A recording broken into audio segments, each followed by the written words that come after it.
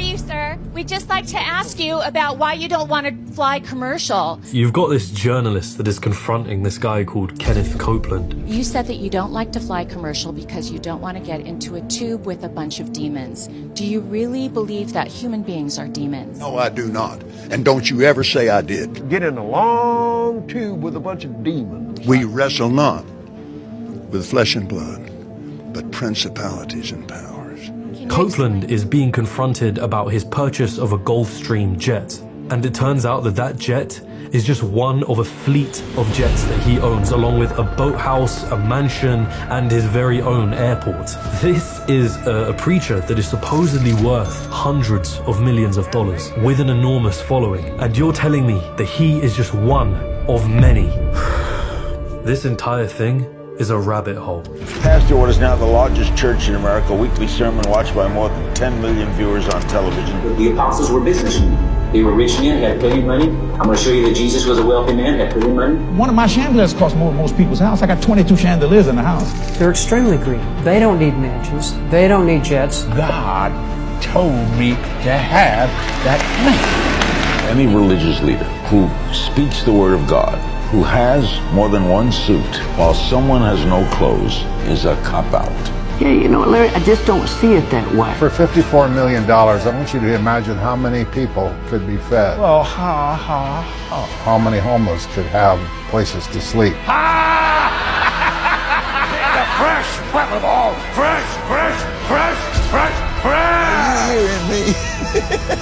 Televangelism is still thriving in this country. If you were willing to pay the price, you could talk directly to God.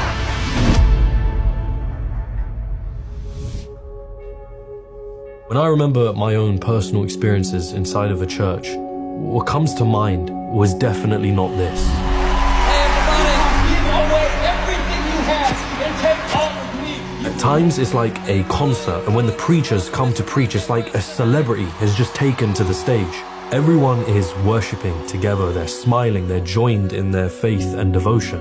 What we're witnessing is something called a megachurch. By definition, a megachurch is just a church that has a larger than average congregation, normally of 2,000 members or above. But when we think of spirituality or forms of it, there's normally a distinction between spiritual duty and materialistic desires. Now, I'm not a theologian and I'm not going to pretend to be one, but even I remember verses from the Bible when it came to wealth and building riches that it wasn't viewed favorably upon. But if my memory is correct, then what was I witnessing in this interview with Copeland, and moreover, some of these preachers?